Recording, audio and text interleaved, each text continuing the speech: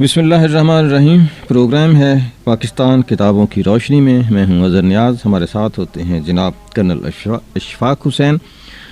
Colonel Ashfaq حسین صاحب کو آپ جانتے ہیں، پچھلے پروگرام میں بھی ان کا تعارف ہوا تھا. آج جو کتاب ہے ہمارے سامنے وہ ہے پاکستان منزل بمنزل.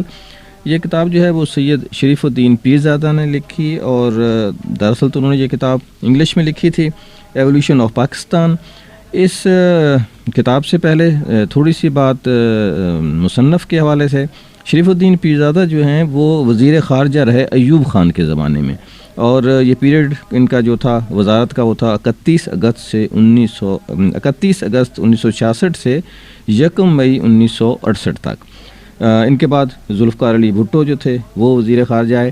ایوب خان نے اس کتاب کے پہلے صفحے پہ لکھا ہے کہ جی میری تمام پرخلوص تمنائیں جناب پیرزادہ شریف الدین صاحب کے ساتھ ہیں، جنہوں نے اپنی گوناگون مصروفیات کے باوجود ایک ایسی مارکۃ الآراء تاریخی شاہکار جو ہے انہوں نے پیش کیا. اور نیچے سائن ہے جناب محمد ایوب خان FM یعنی فیلڈ مارشل. تو یہ کتاب جو ہے آج زیر گفتگو رہے گی ہمارے. اور کتاب کے نام سے جیسے معلوم ہو رہا ہے منزل بمنزل اور پھر ایولیوشن جو ہے، تو گفتگو کا آغاز اشفاق صاحب یہیں سے کرتے ہیں. جی کہ یہ جو انہوں نے منزلیں اور مرحلے بیان کیے ہیں اور کتاب سے بھی لگ رہا ہے، تو ذرا سا اسی پر روشنی ڈالیں کہ کس طرح اس ٹرین کون کون سے اسٹیشن پہ گئی. جی ہاں، اصل میں شریف الدین پیرزادہ صاحب نے یہ کتاب جو ہے 5000 سال قبل مسیح سے شروع کی ہے. اچھا جی. اور ان کا پہلے 2-3 صفحے تو خالی رکھنے چاہیے تھے کہ یہ قبل از تاریخ ہے. جی ہاں، نہیں، لیکن انہوں نے کہا کہ جی یہ قبل مسیح 5000 سال پہلے ٹھیک ہے بر صغیر میں انسانی تہذیب کی کچھ سرگرمیوں کا ذکر ملتا ہے. ٹھیک. تو وہ پھر مختصر ذکر کرنے کے بعد وہ پھر 2000 سال قبل مسیح پہ آ جاتے ہیں. ٹھیک. کہ جب یہاں پہ دراوڑ لوگ موجود تھے جنہیں یہ ایبوریجنیز کا نام دیتے ہیں. اور اس کے بعد یہ آریاؤں کی آمد کا ذکر کرتے ہیں. اور وہ کہتے ہیں اصل میں یہ لفظ آریہ جو ہے یہ ایران ہی کی ایک شکل ہے. کہ گویا یہ آرین جو لوگ تھے یہ ایران اور اس کے ارد گرد کے علاقے سے جو ہے وہ یہاں پر آئے تھے. ٹھیک. اور اس کے بعد پھر یہ انگریزوں کا ذکر کرتے ہیں، اور پھر مختلف جو مسلمان حکومتیں یہاں پر قائم ہوئیں ان کا ذکر. تو انشاءاللہ تعالی ہم اس کو آج تفصیل سے بیان کریں. اچھا، اس میں ایک لفظ انہوں نے ہندو کے جو لفظ ہے اس کو بڑے دلچسپ تشریح اس کی بیان کی ہے. جی، ان کا کہنا یہ ہے کہ یہ ہندو جو لفظ ہے اصل میں یہ سندھو ہے. اچھا جی. اور یہ اصل میں چونکہ انسانی تہذیب جو تھی وہ دریائے سندھ کے کنارے پر واقع تھی. ٹھیک. اس لیے سندھ کے کناروں پر رہنے والے لوگ جو ہیں وہ سندھو کہلاتے تھے. اور وہ وقت گزرنے کے ساتھ ساتھ یہ لفظ جو ہے سندھو سے ہندو بن گئے. اور ہند جو ہے وہ مطلب ہے کہ وہ ایک تل کو بھی کہتے ہیں. ٹھیک. وہ جیسے وہ ایک فارسی کا شعر بھی ہے کہ اگر ترک شیرازی بدست آور دل مارا بخالے ہندوش بخشم سمرقندو بخارا. اگر ان کو مغلوں کو پتہ چل جاتا ہے کہ یہ ایک تل کے اتنا سستا ہے سمرقندو بخارا اتنا سستا ہے، تو یہ اس طرح سے ان کا ذکر. یہ تو شاعری ہے. جی ہاں.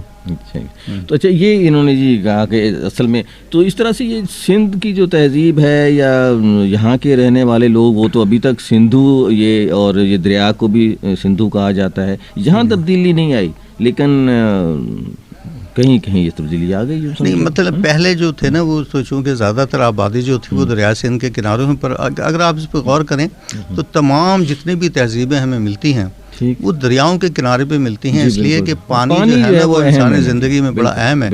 آپ دیکھیں کہ جو سب سے پہلی انسانی تہذیب جو تھی وہ دریائے دجلہ اور دریائے فرات کے درمیان، یعنی سیلاب نوح کے بعد جو پہلی آبادی ہمیں ملتی ہے انسانی تہذیب کی وہ دجلہ اور فرات کے کنارے تھی.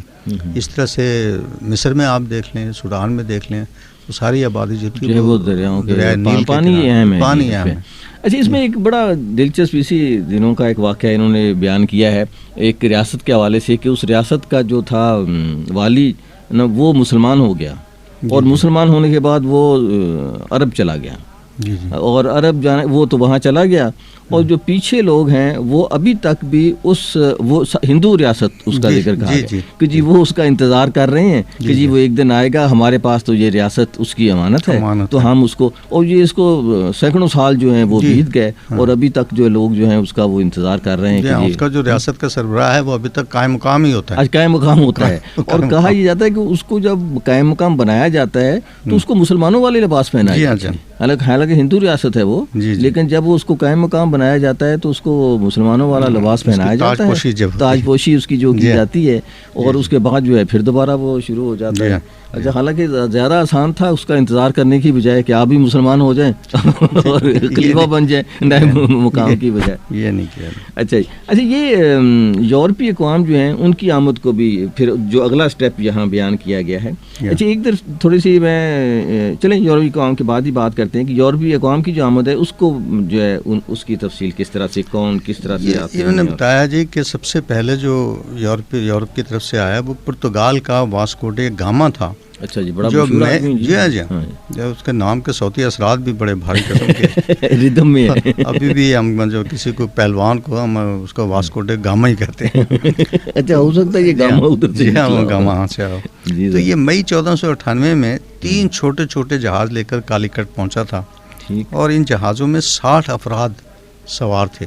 ٹھیک، تو یہ زیادہ تر جو تھے نا یہ یہاں اس لیے آتے تھے کہ ہندوستان سے یہ گرم مسالے خرید کر لے کر جاتے تھے، اور پھر یہ اس کو مہنگے داموں وہاں پہ جا کر بیچتے تھے، اور ان مسالوں کی وجہ سے ان کے کھانے وانے جو ہے نا وہ مطلب لذیذ ہو جاتے تھے، تو انگریزوں کو یہ بڑے مہنگے نظر آتے تھے، اس لیے پھر انہوں نے بھی کوششیں شروع کی اپنا برصغیر کی طرف آنے کی، اور 31 دسمبر ٹھیک 1600 میں ایسٹ انڈیا کمپنی کی بنیاد رکھی گئی، اور ان کے پاس اتنے پیسے نہیں تھے کہ وہ کوئی ان میں سے کوئی اتنا بڑا سرمایہ دار ہوتا کہ وہ کوئی ایک جہاز خرید سکتا۔ انہوں نے اس کے اندر چندہ ڈال کے بہت سارے افراد نے، اور تب انہوں نے ایک جہاز خریدا اور اپنے بندے بھیجنے شروع کیے۔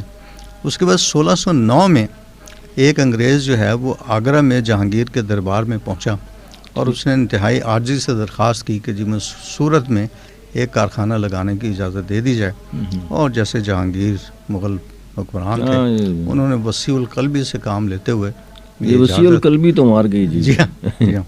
پھر 1644 میں ایسا ہوا کہ شاہ جہاں کی ایک منظور نظر لڑکی تھی جہاں آرا، وہ جل گئی، اس کا بڑا علاج کیا یہاں کے مقامی لوگوں نے، حکیموں نے، لیکن وہ ٹھیک نہیں ہو سکی۔ تو انگریز ڈاکٹر تھا ایک جبرائیل بفٹن، اس نے اس کا علاج کیا اور وہ اس سے ٹھیک ہو گئی۔ تو حسب معمول شاہ جہاں نے پوچھا کہ مانگ کیا مانگتا ہے؟ تو اس نے مانگا کہ جی مجھے بنگال میں ایک کارخانہ قائم کرنے کی اجازت دے دی جائے۔ وہ ظاہر ہے کہ دے دی گئی۔ پھر چند سالوں کے بعد 1651 میں شہزادہ شجاع کی ایک بیگم جو ہے وہ بیمار ہوئی، اس کا علاج بھی اسی انگریز ڈاکٹر جبرائیل بفٹن نے کیا، اور اس نے بھی پھر پوچھا کہ مانگو کیا مانگتے ہیں؟ تو یہ کارخانے ہی مانگتے تھے، انہوں نے ہگلی میں ایک کارخانہ لگانے کی اجازت ساتھ اس کے جو پہلا ہے جی صرف یہ نہیں مانگی، انہوں نے تجارت کی بغیر ٹیکس کے بھی، میں نے کسی جگہ پہ پڑھ رہا تھا یہ بات درست ہے، بلکہ وہ اس طرح سے ہوا تھا کہ 1698 میں مغل حکومت نے 3 گاؤں جو کلکتہ کے آس پاس تھے، ستونتی، کالی کٹا اور گوبند پور، یہ 1200 روپے میں انگریزوں کو بخش دی۔ اور یہ وہی گاؤں ہیں جو بعد میں چل کے جن سے کلکتہ شہر بنا، اس کا آغاز یہاں سے ہوتا ہے۔ تو اس طرح سے انہوں نے آغاز جو ہے تجارت سے کیا تھا، لیکن جب انہوں نے ان کی آپس میں مغل بادشاہوں کی آپس میں چپکلش اور آپس کے جھگڑوں کا فائدہ اٹھاتے ہوئے انہوں نے پھر مختلف ریاستوں پر اور مختلف جگہوں پر قبضہ کرنا شروع کر دیا، اور آہستہ آہستہ جو ہے وہ آپ کو پتہ ہے۔ آپ یہ دیکھیں کہ انگریزوں نے قدم جمانے کے لیے، ایک تو خیر وہ تاجر بن کے آئے، دوسرا یہ کہ انہوں نے جو ان سے سہولتیں حاصل کرنے کی کوشش کی وہ تھی جو ان کی قوم کے لیے سوٹ کر رہی ہیں۔ مطلب اگر بلا ٹیکس تجارت کی اجازت لے لی، کارخانے لگانے کی اجازت لے لی، اور پھر وہاں سے لوگوں کو لانے کی اجازت، تو ایسا ایسا انہوں نے جو ہے، اور پھر ساتھ اسلحہ بھی لانا شروع کر دیا اس کو وہ کیا جا سکے۔ اچھا یہ جو ہے جب یہ انہوں نے قدم اپنے جما لیے اس کتاب میں اسی حوالے سے کچھ لوگوں پہ مضامین بھی لکھے گئے، جیسے الطاف حسین علی پہ مضمون موجود ہے، سر سید پہ مضمون موجود ہے. وہ ایسے لگتا ہے کہ وہ جیسے کتاب ایک ہوتی ہے پوری، لیکن بعض اوقات تو یہ کتاب جو ہے وہ مضامین کی کتاب لگنے لگتی ہے. جی اس بنگال پہ ایک مضمون آ گیا، پھر سید امیر علی پہ ایک مضمون آ گیا. اس لحاظ سے یہ کافی طلباء کے لیے مفید ہو سکتی ہے یہ کتاب، کہ اگر انہیں کسی خاص شخصیت پہ پڑھنا ہو تو اس میں جو تحریک پاکستان کے جو لوگ ہیں ان کے حوالے سے یہاں کچھ مضامین جو ہیں اس کے اندر جو ہیں موجود ہیں. ان مضامین کی کیا صورتحال ہے اپنے نظر کہ از اٹ کہ ہیں کہ وہ طلباء کو کچھ رہنمائی فراہم کر سکیں؟ اصل میں تو یہ کتاب جو ہے نا اس کو ریفرنس بک کہا جانا چاہیے. ٹھیک. اور آپ کو پتہ ہے کہ ریفرنس بک جو ہے وہ تھوڑی سی خشک ہوتی ہے. اچھا. تو عام طلبہ جو ہے نا وہ میرا خیال ہے کہ وہ اس کو دلچسپی سے اس لیے نہیں پڑھیں گے کیونکہ یہ تو مطلب تاریخ کو انہوں نے جمع کیا ہے اور چونکہ اس کا کینوس انہوں نے بڑا وسیع کر دیا ہے. ٹھیک. اور آج کل کے جو طلبہ ہیں وہ تو صرف یہ دیکھتے ہیں کہ ہمیں امتحان کے لیے کتنے صفحے پڑھنے چاہیے، تو وہ تو صرف اتنے ہی صفحے پڑھیں گے جو ان کی دلچسپی. اور جو بالکل آپ نے یہ کہا کہ جو جن لوگوں پہ جو بات کی ہے انہوں نے، تو وہ ایک محقق کے انداز میں ریفرنس موجود ہیں، کوٹ موجود ہیں، اور پھر ایک ایسا دلچسپ مضمون نہیں ہے جس کو آپ پڑھیں تو آگے تک چلتے چلے جائیں. ایک بات بڑی دلچسپ لگی اس میں، سر سید کے حوالے سے اسے چالاک باغی کہا گیا ہے. جی اب کی نظر سے گزری ہوگی یہ بات. جی بالکل میں نے پڑھا ہے اس کو. وہ اصل میں کسی انگریز نے کسی سے پوچھا تھا کہ غدار کون ہے، تو اس نے کسی اور کا نام لیا تو اس نے کہا نا، سب سے بڑا غدار جو ہے نا اس انگریزوں کے لیے وہ سر سید احمد خان ہے. کیونکہ سر سید احمد خان نے اصل میں بڑی حکمت عملی سے کام لیتے ہوئے، آپ یہ دیکھیں کہ 1857 کے بعد انہوں نے ایک رسالہ لکھا جو چھوٹا سا رسالہ تھا، رسالہ اسباب بغاوت ہند، اور اس کو انہوں نے یہاں ہندوستان میں تقسیم نہیں کیا، لیکن انہوں نے بڑی حکمت سے کام لیا. اس کو لکھ کر اور وہ انہوں نے جو برطانیہ کی جو پارلیمنٹ کے ارکان تھے ان کو بھجوایا. کیا بات. اچھا. اور اس کے اوپر انہوں نے مطلب ہے کہ یہ واضح طور پر یہ موقف اختیار کیا تھا کہ یہ جو بغاوت ہوئی ہے یا جو لوگ انگریز حکمرانوں کے خلاف اٹھ کھڑے ہوئے ہیں وہ اس میں زیادہ تر جو قصوروار ہیں وہ خود یہاں کے انگریز حکمران ہیں. اب یہ بہت بڑی بات تھی کہ خود انگریز حکمرانوں کو مورد الزام ٹھہرانا. تو لیکن یہ ہے کہ انہوں نے کہا کہ میں نے یہ پوری نیک نیتی سے یہ بات لکھی ہے اور یہاں پہ میں نے اس لیے نہیں تقسیم کی تاکہ یہاں کے لوگوں میں بغاوت مزید نہ پھیلے. میں نے تو اس لیے اس کو پارلیمنٹ کے ارکان کو بھیجا اور it was due to this reason کہ ان کے خلاف کوئی مقدمہ جو ہے وہ بن نہیں سکا. جی ہاں. اور اس کے بعد ان سے یہ بھی پوچھا گیا کہ کیا جو یہاں سے جو پڑھنے والے لوگ ہیں، آپ کا کیا خیال ہے کہ جو لوگ یہاں سے علی گڑھ سے پڑھ کے نکلیں گے تو وہ وہی کچھ کریں گے جو انگریز چاہتا ہے؟ تو انہوں نے کہا کہ بالکل نہیں یہ کریں گے، وہ تو صاف ظاہر ہے. تو اسی بنا پر انہوں نے کہا کہ یہ ایسا چالاک باغی ہے جو نظر نہیں آتا ہے، اور اس نے بہت. اور یہ ایک عجیب و غریب بات ملتی ہے تاریخ میں کہ دیکھیں یہ 1857 کے بعد مسلمانوں کے دو رد عمل تھے. ایک رد عمل تو یہ تھا جو سر سید احمد خان نے اختیار کیا کہ اب ہمارے لیے کچھ باقی نہیں بچا، اب ضروری ہے کہ ہم یہ جو حکمران ہیں ان سے دوستی کا ہاتھ بڑھائیں. ٹھیک. اور ان کی زبان کو سمجھیں، ان کی زبان کو پڑھیں، ان کے طور طریقے اپنائیں. اب بظاہر یہ لگتا ہے کہ جب انہوں نے کوئی ادارہ قائم کیا ہوگا تو اس ادارے سے تو انگریزوں کے وفادار لوگ نکلنے چاہیے. ٹھیک. اور دوسرا جو رد عمل تھا وہ یہ تھا کہ ایک جامع دارالعلوم دیوبند قائم کیا گیا جو صرف دینی نصاب پڑھاتے تھے. لیکن یہ ایک عجیب تاریخ کا ایک دلچسپ پہلو یہ ہے کہ جو دارالعلوم دیوبند کے لوگ تھے وہ بعد میں تحریک پاکستان کے مخالف نکلے اور انہوں نے کانگریس کا ساتھ دیا. اور یہ جو انگریزوں کے وفادار بنانے کے لیے علی گڑھ کالج قائم کیا گیا تھا، یہاں سے آپ کو تحریک پاکستان کے عظیم رہنما ملے، مولانا محمد علی جوہر، مولانا شوکت علی جوہر، یہ سب لوگ وہیں کے پڑے ہوئے تھے. اور اس طرح سے بعد میں انہوں نے جو ہے ذکر کیا ہے اس کتاب میں کہ اب حکومت تو ہندوستان میں مسلمانوں کی تھی اور مغل وہ موجود تھے، لیکن عجیب بات یہ ہے کہ بر صغیر میں جو اصل حکمران تھے مغل، انہیں نہ صرف حکمرانی سے سمجھو کہ محروم کر دیا. آخری تاجدار جو تھا بہادر شاہ ظفر انگریزوں نے بغاوت کے الزام اس کو رنگون بھیج دیا، اور اس کے ساتھ جو سارا ظلم و ستم جو ہے وہ تو ایک بہت اور المیہ ہے. اس حوالے سے ذرا سا کیا چیز ریفلیکٹ کرتی ہے یہ ایسا ہوا جی کہ 27 جنوری 1858 کو لال قلعہ دہلی میں برطانوی فوجی کمیشن کے سامنے بادشاہ پر نام نہاد مقدمے کی کارروائی کا آغاز کیا گیا. اچھا جی. شہنشاہ کے خلاف 4 الزامات عائد کیے گئے تھے. یہ بڑی دلچسپ بات ہے. جی جی.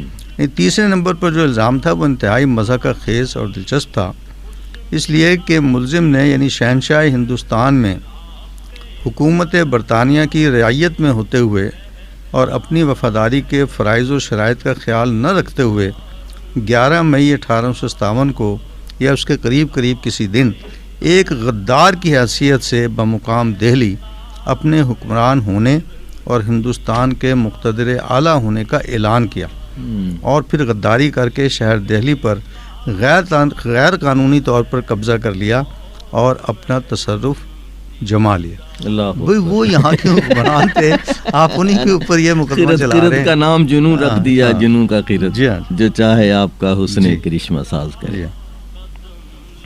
تو یہ اچھا اس پہ بعد میں بھی ان پہ یہ تو خیر کیا ہے جی، جو ان کے ساتھ ظلم و زیادتی، مطلب ان کے جو شہزادے تھے ان کے سر کاٹ کے 3 بیٹوں کو ان کے سامنے گولی مار دی گئی، اور جو تحائف پہ پیش کیے گئے جی کہ یہ تو تحائف جو ہیں اس کے اوپر کپڑا ڈالا ہوا تھا، ٹرے تھی، جا کے جب اس کا ہٹایا گیا تو اس شہزادوں کے سر رکھے ہوئے تھے اس کے اندر سے. یعنی وہ جو حکمران آتے اور اس کے ساتھ جو ہے پھر انہوں نے جو ہے اس طرح کا سلوک کیا، اور ان کو بعد میں رنگون بھیج دیا گیا، اور کالا پانی جسے کہا جاتا تھا اس وقت.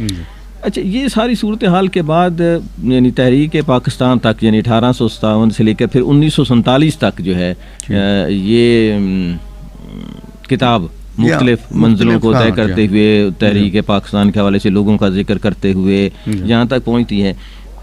پھر چودھری رحمت علی کا ذکر ہے اس میں کہ جی پاکستان کا نام جو ہے وہ کیسے، وہ بڑا دلچسپ بھی ہے، اور کچھ چیزیں آپ اس حوالے سے ذرا سا بتائیں نا جی کہ یہ کتاب.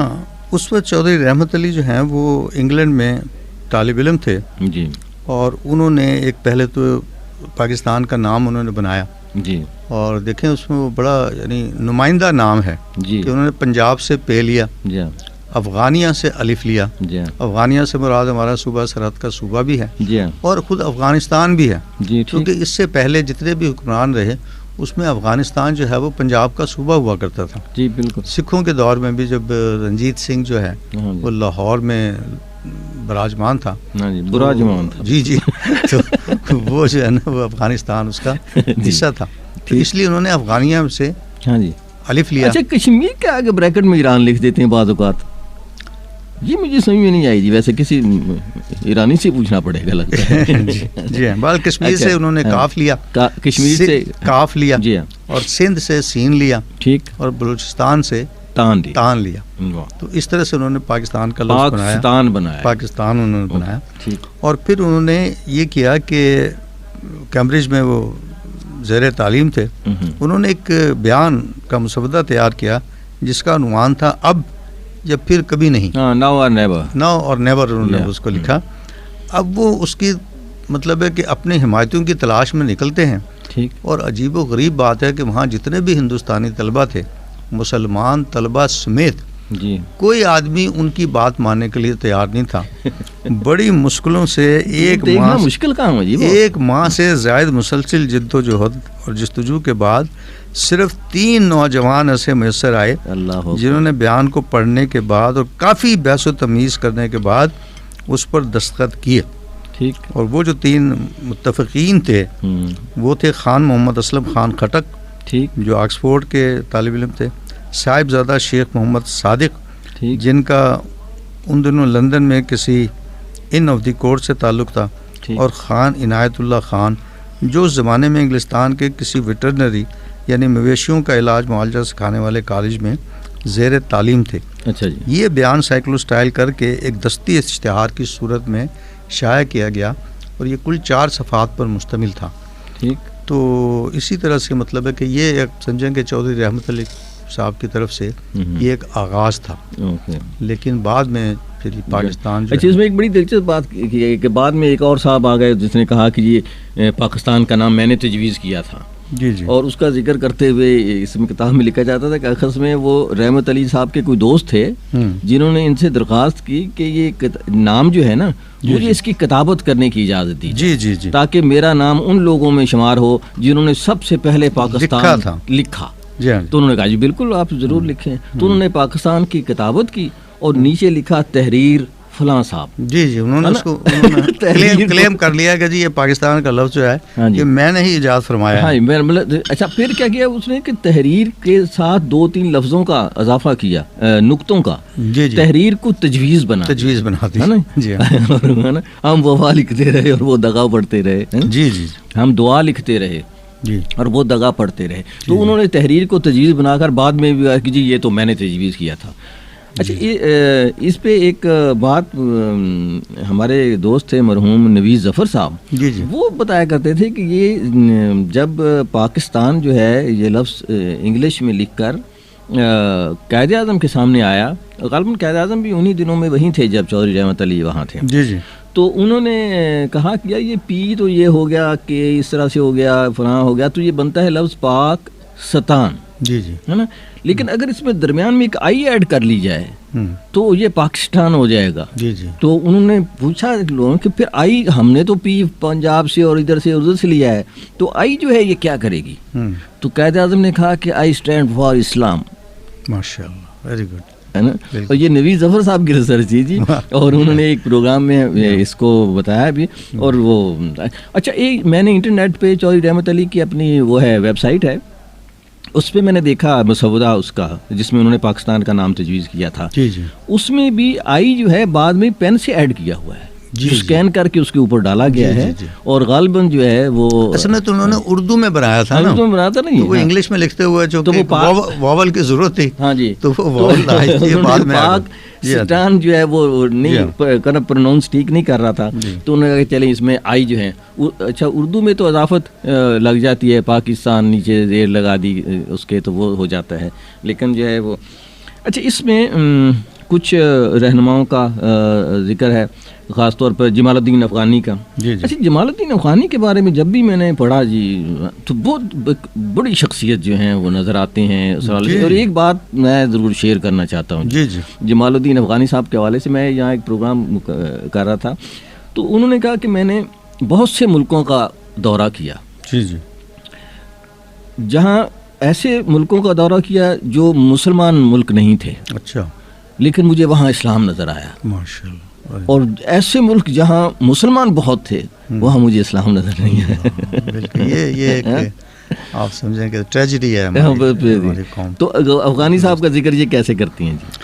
وہ لکھتے ہیں جی کہ صفحہ 58 پہ کہ وہ ایک پیدائشی انقلابی تھے، ایک ایسے انسان جنہیں کردار کی بے پناہ قوت، علم و فن کی بے اندازہ دولت، عمل کی بے انتہا طاقت، دلیری، جرت اور غیر معمولی لسانی طاقت تھی. تحریر و تقریر دونوں میں یکساں تھے. اسی طرح سے ظاہری شخصیت بھی باروب اور متاثر کن تھی.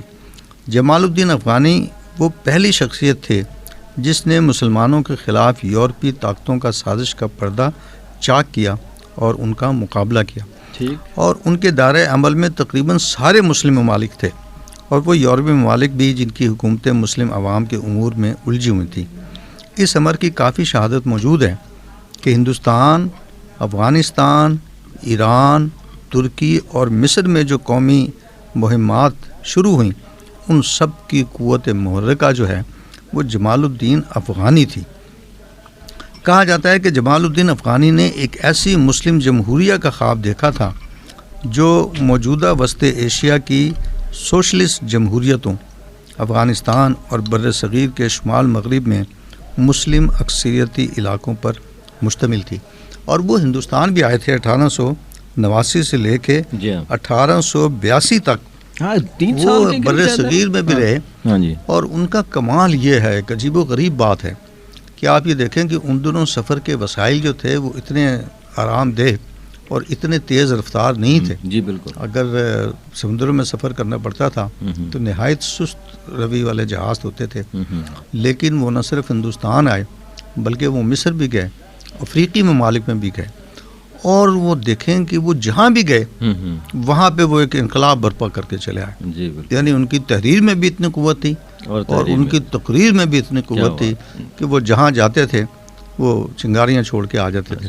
بلکہ ایک ہندو مصنف ہے بپن چندرا پال, اس نے نہایت متعصب انداز میں ان کا ذکر کیا ہے.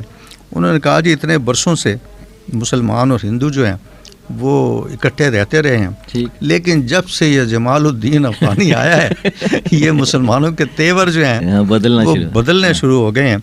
اس لیے کہ یہ جو ہے نا یہ جہاں بھی جاتا ہے تو یہ ایک تفرقے کا بیج جو ہے یہ بو دیتا ہے. اب وہ تفرقے کی بات نہیں, وہ اسلام کی بات کرتے تھے, اتحاد کی بات, امہ کی بات کی انہوں نے, پین اسلام کی بات کی, تو وہ تو سب کو اکٹھا کرنے کی بات کر رہے تھے. وہ صاف ظاہر ہے جو ادھر اتفاق ہے وہ ان کو تفرقہ ہی لگ رہا ہوگا. وہ ان کو یہ کہتا ہے کہ جمال الدین افغانی نے اپنے اتحاد بین الاسلامی کے نظریے کا زہر پھیلا دیا. اس کو زہر کا نام دیتا ہے. ٹھیک ہے جی. اچھا, وہ ایک گورے کا ذکر اس میں بڑا مزے کا آیا ہے جی کہ وہ جمال الدین افغانی کے حوالے سے یہاں آیا تو کہنے لگا کہ جو میری پذیرائی ہوئی وہ ریسرچ کر رہا تھا جمال الدین افغانی کی وجہ سے ہے نا, کہ وہ کہتا ہے اس کی وجہ سے, اور آج تک کسی گورے کی اتنی عزت نہیں ہوئی ہوگی جتنی کہتا ہے جی میری عزت ہوئی. اور پھر اس نے ذکر کیا نوجوانوں کا کہ یہاں بہت نوجوانوں کی بہت بڑی تعداد موجود ہے جو پین اسلام جو ہیں وہ اس کے حامی ہیں اور اس طرح سے. اچھا, ان کے علاوہ بھی اور تحریک پاکستان کے حوالے سے جو مختلف رہنماؤں کا ذکر ہے, اگر تھوڑا سا. ہاں, سر سید احمد خان کا ذکر کیا جاتا ہے جی. کہتے ہیں کہ وہ پاکستان کے تصور کے محض خالق ہی نہیں تھے, اس لیے کہ انہوں نے مشہور و معروف علی گڑھ کی تحریک قائم کی تھی, بلکہ وہ پہلے مدبر و سیاستدان تھے جنہوں نے علانیہ طور پر کھلم کھلا ہندو تسلط اور غلبے کی مذمت کی اور اعلان کیا کہ مسلمان ایک علیحدہ قوم ہے. شروع میں تو وہ بھی جیسے قائد اعظم شروع میں مسلمان ہندوؤں کے حامی تھے. سر سید کا بڑا وہ مشہور کال کوٹ کیا جاتا ہے اکثر کہ جی ہندو اور مسلمان ایک دلہن کی دو آنکھیں ہیں. دو آنکھیں. ہندوؤں نے اس کو بھی کہا کہ دیکھیں انہوں نے ان کو الگ الگ کہا ہے کیونکہ دو آنکھیں تو الگ الگ ہوتے ہیں, یعنی وہ بجائے اس کے کہ ان کے اسپرٹ کا وہ لیتے, انہوں نے کہا کہ نہیں جی یہ اس کے اندر بھی انہوں نے ایک علیحدگی کا بیج بویا ہے, کیونکہ دو آنکھیں جو ہے نا وہ تو الگ الگ رہتی ہیں اور آپس میں کبھی نہیں ملتی. انہوں نے تو ایک یعنی مثبت انداز میں اس کا ذکر کیا تھا. لیکن ہوا یہ تھا کہ اصل میں ایک اردو ہندی کا تنازع جب بنارس میں شروع ہوا تھا کہ جب ہندوؤں نے اس بات کی تحریک شروع کی تھی کہ ہندی جو ہے نا یہ قومی زبان ہونی چاہیے اور ہندی جو ہے یہ ایک سرکاری زبان ہونی چاہیے تھے, اس پر سر سید احمد خان کی آنکھیں کھلی اور اس کے بعد انہوں نے کہنا شروع کیا کہ ہندو اور مسلم جو ہیں یہ الگ الگ قومیں ہیں اور یہ کبھی اکٹھے نہیں رہ سکتے. اس لیے بہتر یہ ہے کہ ہندوؤں کے لیے الگ علاقے ہونے چاہیے اور مسلمانوں کے لیے الگ علاقے ہونے چاہیے. اس کے علاوہ اور ہیں, اس کے علاوہ چودھری رحمت علی کا ذکر جو ہے نا وہ بڑے خوبصورت انداز میں ملتا ہے کہ وہ چودھری رحمت علی جو ہیں اصل میں تو چودھری رحمت علی کی بات کر رہا ہوں, مولانا محمد علی جوہر. مولانا محمد علی جوہر اصل میں تحریک خلافت کی موومنٹ تھی جس میں وہ ابھر کر سامنے آئے تھے. تو اسی سلسلے میں انہوں نے تحریک خلافت نے ایک وفد بنایا جس کو انگلستان بھیجا گیا تاکہ انگریزوں کو مسلمانوں کے جذبات و احساسات سے آگاہ کیا جا سکے. تو جب وہ تشریف لے جا رہے تھے تو اس وقت وہ بیمار تھے اور انہیں اسٹریچر پر ڈال کر جو ہے نا وہ جہاز میں سوار کرایا گیا. تو کسی نے ڈرتے ڈرتے ان سے پوچھا کہ اب آپ تو ادھر جا رہے ہیں تو آپ کے بعد مسلمانوں کی قیادت کا بوجھ ان طوفان خیز ایام میں کس کے شانوں پر رکھا جائے.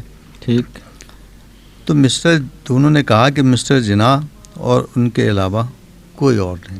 یعنی مولانا محمد علی جوہر نے یہ بات 30s میں یہ کہی ہے, بات 30s میں 1931 میں 1930 میں وہ پہلی دفعہ گئے, پھر انہوں سے تو گئے اور وہاں جا کے ان کی بڑی مشہور ایک تقریر ہے جو وہاں جا کے انہوں نے ان کے پارلیمنٹ میں کہی اور اس میں انہوں نے کہا کہ you will have to give me freedom because I don't want to go back to a slave country. کیا بات ہے. If you don't give me freedom you will have to give me a piece of land because I don't want to be buried in a slave country. کہ تمہیں مجھے آزادی دینی پڑے گی اس لیے کہ میں غلام ملک میں واپس نہیں جانا چاہتا. کیا بات. اور اگر تم مجھے آزادی نہیں دو گے تو تمہیں اپنے ملک میں سے ایک قطع زمین دینا پڑے گا جہاں میں دفن ہو سکوں، اس لیے کہ میں کسی غلام ملک میں دفن ہونا بھی نہیں چاہتا. کیا بات. And true to his word yes he died in London. Yes. جی بہرحال جی بڑے لوگ تھے جی. جی جی. اور اس کے بعد جی ذکر اور ہے کچھ رہنماؤں کا. حالی صاحب کا ذکر جو ہے وہ انہوں نے مختصر سا لکھا ہے، 2.5 صفحے ہیں صرف. لیکن یہ ہے کہ اس میں انہوں نے جو اہم بات لکھی ہے وہ ان کی مسدس حالی ہے. اچھا جی. جو بڑی مشہور بھی ہے اور آج تک جو ہے نا بڑے ذوق و شوق سے وہ پڑھی جاتی. اس کے 2800 اشعار ہیں. اچھا جی. اور اس میں انہوں نے مسلمانوں کی پوری تاریخ جو ہے وہ اس طرح سے سموئی ہے کہ اس کے پڑھنے والا جو ہے وہ ایک نئے جذبے سے سرشار ہو جاتا ہے اور وہ قوت عمل فراہم کرتی ہے، انسان کو عمل پر آمادہ کرتی ہے. تو اس طرح سے اس میں عبدالحلیم شرر صاحب کا ذکر ہے، حالی صاحب کا ذکر ہے، علامہ اقبال کا ذکر ہے. اچھا، حالی کے معنی مجھے ادھر سے لگا جی، بریکٹ میں انہوں نے لکھا حال کہ جو مجھے میں سمجھ رہا تھا کہ کاسٹ واسٹ ہے، پتہ چلا کہ نہیں یہ تو جدیدیت سے نکلا ہے. جی جی جدیدیت سے. جی جی. پھر اس میں خاص طور پہ جو ہے نا وہ مطلب ہے کہ ایک مولانا حسرت موہانی کا ذکر ہے کہ مولانا حسرت موہانی بہت بڑے مسلم بزرگ، شاعر اور بے غرض انقلابی تھے. ان کی زندگی رنگ برنگ حالات سے معمور ہے. 1916 میں ان پر یہ الزام لگایا گیا کہ وہ کابل کے انقلابیوں سے ساز باز اور خفیہ طور پر ربط و ضبط رکھتے ہیں، اور اس الزام میں انہیں جیل بھیج دیا گیا. وہ جیل میں چکی بھی چلاتے تھے. چکی کی مشقت بھی ہے، وہ ابھی تک لوگوں کے زبان زد عام ہے کہ ہے مشق سخن جاری اور چکی کی مشقت بھی. تو یہ ان کے جیل کے دنوں کے اشعار ہیں. تو وہ وہاں پہ رہے. تو انہوں نے مطلب ہے کہ انہوں نے بھی یعنی ایک یہ کہا تھا کہ دو عظیم فرقوں کے درمیان جو ہیں اب بے شمار قسم کی غلط فہمیاں اور شبہات پائے جاتے ہیں، اور اس کا نتیجہ یہی ہونا چاہیے کہ مستقبل کی آزاد ریاست ہند کے لیے 2 قومی یعنی ہندو اور مسلم بنیاد پر تسلیم کیے جائیں. مسلم اکثریتی صوبوں کو مسلم ریاستوں اور ہندو اکثریتی صوبوں کو ہندو ریاستوں میں تبدیل کیا جائے. یعنی انہوں نے بھی یہ بات جو ہے نا یہ کہی تھی. اچھا، اس طرح پھر اس کا آخری باب آتا ہے جی مسلم لیگ لاہور کے حوالے سے جو اجلاس ہیں. جی جی. اور وہ بھی بڑا اچھا اور دلچسپ انداز میں لکھا، اور کئی قائد اعظم کے کوٹ اور وہ ایک تقریر بڑی ان کی زبردست اس میں انہوں نے دیا ہے. ذرا سا اس پہ روشنی. یہ انہوں نے بڑی تفصیل کے ساتھ جو ہے نا جی یہ انہوں نے کیا تھا کہ اجلاس لاہور لوگوں کو صرف یہ پتہ ہے کہ یہ 23 مارچ کو ہوا تھا. جی. یہ 23 مارچ کو نہیں ہوا تھا. ٹھیک. یہ 3 دن رہا تھا. اچھا جی. یہ 22، 23 اور 24 مارچ کو منعقد ہوا تھا. ٹھیک. 23 مارچ کو قرارداد پیش کی گئی تھی. ٹھیک. پاکستان کے بارے میں قرارداد جو ہے وہ 23 مارچ کو پیش کی گئی تھی. لیکن سارے دن اس کے اوپر بحث ہوتی رہی. اوکے. اور بحث ہونے کے بعد یہ 24 مارچ کو جو ہے نا یہ منظور کی گئی تھی. تو انہوں نے یہ کیا ہے کہ اس کا باقاعدہ ایک الگ ضمیمہ دے کے اور اس کو اجلاس لاہور کے نام سے انہوں نے کئی صفحات پر تینوں دنوں کی کارروائی جو ہے وہ بڑی تفصیل کے ساتھ انہوں نے بیان کی ہے. اور آپ یہ دیکھیں کہ یہ بھی تاریخ کا ایک بڑا اہم پہلو ہے کہ وہ قرارداد لاہور جس نے پیش کی تھی وہ مشرقی پاکستان جو آج کل بنگلہ دیش ہے، ان کے شیر بنگال تھے مولانا فضل الحق. بالکل. انہوں نے یہ تجویز پیش کی تھی اور اس کی تائید پھر چودھری خلیق الزمان مرحوم نے اور دوسرے لوگوں نے کی تھی. اور یہ ہماری بدقسمتی ہے کہ ہم مشرقی پاکستان ہم سے اس لیے الگ ہو گیا کہ شروع سے ہی ہم نے ان کی اکثریت کو اقلیت میں بدلنے کی کوشش کرتے رہے. انہیں ان کا حق نہیں دیا. اور یہ جو 1 یونٹ کا جو منصوبہ تھا یہ بھی اس لیے تھا کہ دونوں کو ایک ہی لیول پہ لے آیا جائے، ایک ہی سطح پر دونوں کو رکھا جائے. بھئی جب وہ اکثریت میں ہیں تو ان کی اکثریت کو تسلیم کیا جائے. وہ 53% تھے قیام پاکستان کے وقت، اور باقی ہمارے 4 صوبے ملا کے جو ہیں وہ ان کی نسبت کم بنتی تھی. ٹھیک. لیکن ہم نے 1 یونٹ اس لیے بنایا کہ دونوں کو مساوی طور پر ان کے ساتھ سلوک کیا جائے. لیکن بہرحال یہ جو قرارداد، اچھا یہ ایک اور دلچسپ بات ہے کہ جو قرارداد وہاں پر منظور کی گئی تھی اس کو قرارداد لاہور کہتے تھے. ٹھیک. بعد میں ہندو پریس نے تعصب سے کام لیتے ہوئے اس کو پاکستان کہنا شروع تنزن کر جو ہے نا وہ پاکستان کہنا شروع کر دیا. ٹھیک. اور اس پہ پھر اس کتاب میں بھی اس بات کا ذکر ہے کہ اور وہ غالباً ایک الگ کتاب ہے correspondence between Mahatma Gandhi and مولانا محمد علی جناح. ٹھیک. اس میں اس نے یہ سوال کیا کہ یہ جو قرارداد پاکستان آپ نے منظور کی ہے اس کا کیا مطلب. تو پھر مولانا اپنا محمد علی جناح نے اس کا جواب دیا کہ جی اصل میں تو یہ قرارداد لاہور تھی, یا آپ نے اس کو قرارداد پاکستان کا نام دے کے ہمارے سر تھوپ دیا ہے, تو ہم اس کو پھر بخوشی جو ہے وہ قبول کرتے ہیں. اور مولانا محمد آزاد نے بھی اس کے اوپر بڑی تنقید کی. انہوں نے کہا کہ یہ جو آپ نے اپنا نام پاکستان رکھ لیا ہے اس کا مطلب ہے کہ آپ کا جو ملک ہے بس یہ پاک ہوگا, یہ علاقے پاک ہیں اور یہ باقی سارے ناپاک ہیں. جی بالکل. تو اس کا جواب پھر قائد اعظم نے یہ کہہ کر دیا تھا کہ ہم نے تو قرارداد لاہور کے پاس کی تھی, وہ منظور کی تھی. اب آپ نے تعصب میں آ کے اور تنزیہ طور پر اس کا نام کہنا شروع کیا تو پھر قائد اعظم نے کہا کہ اوکے تھینک یو. ہاں تھینک یو ویری مچ, آپ نے ہمیں ایک لفظ دے دیا. ہاں آپ نے ہمیں ایک لفظ دے, یعنی اندازہ لگائیں کتنی عجیب و غریب بات ہے کہ قائد اعظم نے اس کو کتنے خوبصورت طریقے سے ہینڈل کیا. وہ کہا کہ ہم آپ کے شکر گزار ہیں کہ آپ نے ہمیں ایک نیا لفظ دے دیا. اس طرح سے یعنی پوری اس کی رداد جو ہے نا اس میں موجود ہے. بہت شکریہ جی. یہ کتاب آج ہمارے سامنے تھی, پاکستان منزل بمنزل. مصنف تھے جناب سید شریف الدین پیرزادہ. یہ کتاب جو ہے بہت کوئی 5000 سال پہلے سے شروع ہوتی ہے, 1947 تک جو ہے وہ آتی ہے. اردو ترجمہ بھی اس کا بڑا خوبصورت ہے. اس میں بہت ساری نئی اصطلاحات بھی اس کے اندر آپ کو ملیں گی. جیسے اسٹریچر کا ترجمہ اس کو کیا ہے مریض بردار پلنگ کے نام سے اس کے اندر, اور اس طرح سے اور بھی جو ہے اردو مزے کے جملے بھی ہیں, بہت خوبصورت جملے بھی اس کے اندر موجود ہیں. اور حالانکہ یہ کتاب جو ہے پہلے ایولیوشن آف پاکستان کے نام سے انگلش میں لکھی گئی تھی. نہیں معلوم کہ یہ ترجمہ خود شریف الدین پیرزادہ صاحب نے کیا یا کسی اور صاحب نے کیا. پڑھنے کی یہ چیز ہے, کتاب پڑھنی چاہیے. ایک دلچسپ بات یہ ہے کہ اس کتاب کے تقریباً 408 صفحات ہیں. ٹھیک ہو گیا. لیکن یہ اگست 1965 میں شائع ہوئی تھی. ٹھیک. آج کل جو آپ کو کتابیں مارکیٹ میں نظر آتی ہیں جی وہ عام طور پر جتنے اس کے صفحات ہوتے ہیں اس سے اس کی قیمت دگنی تگنی ہوتی ہے. ہاں جی. اور اس کی قیمت اس کے صفحات 406 یا 407 ہیں اور اس کی قیمت 6 روپے. 6 روپے. اندازہ لگائیں کہ اس وقت ہے نا, اس سے اندازہ لگائیں کہ کتابیں جو ہیں, ایک زمانہ تھا جی کہا جاتا تھا سب کچھ مہنگا ہو گیا, کتابیں سستی. آج کل جی ہاں الٹ ہے, سب چیزیں مہنگی ہو گئیں اور کتابیں بھی مہنگی ہو گئیں. بہرحال کوشش کریں کہ اگر تھوڑی بچت کر کے کہیں سے بھی لائبریریاں میں موجود ہیں کتاب پڑھنی چاہیے. بہت شکریہ اشفاق صاحب. اوکے جی شکریہ.